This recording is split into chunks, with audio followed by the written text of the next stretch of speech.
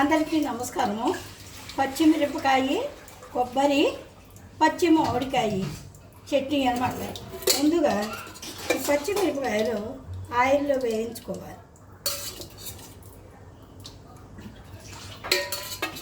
పచ్చిమిరపకాయ, కొబ్బరి, మామిడికాయ చట్నీ.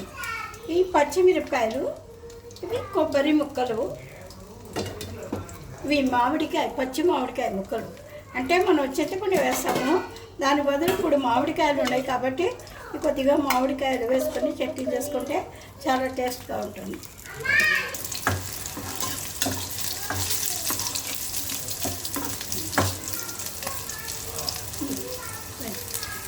వచ్చే వరకు వేయించుకోవాలి. వైట్ కలర్ వచ్చే వరకు మంట ఉంటుంది, పచ్చిగా ఉంటాయి. అందుకనే బాగా ఈ కలర్ వచ్చే వరకు వేయించుకుంటే మంట ఉంటుంది.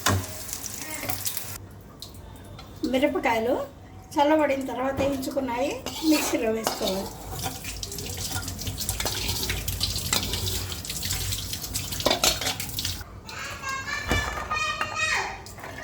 మామిడికాయ ముక్కలు వేసుకోవాలి.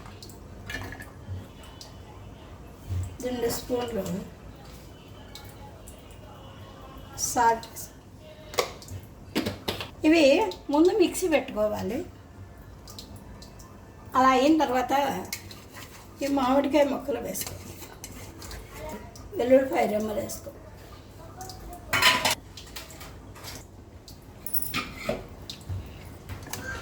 ఇది తాలింపు పెట్టుకోవాలి. కొబ్బరి, మామిడికాయ పచ్చడి తాలింపు పెట్టుకోవాలి. కొద్దిగా ఆవాలు వేసుకొని కొద్దిగా పచ్చడి పెట్టుకోవాలి.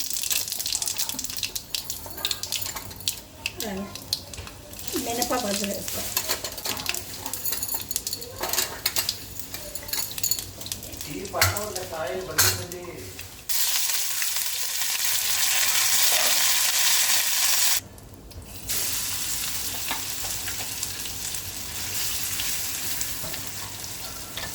కొబ్బరి, మామిడికాయ, పచ్చిమిర్చితో చట్నీ చాలా బాగుంటుంది. పుల్ల పుల్లగా.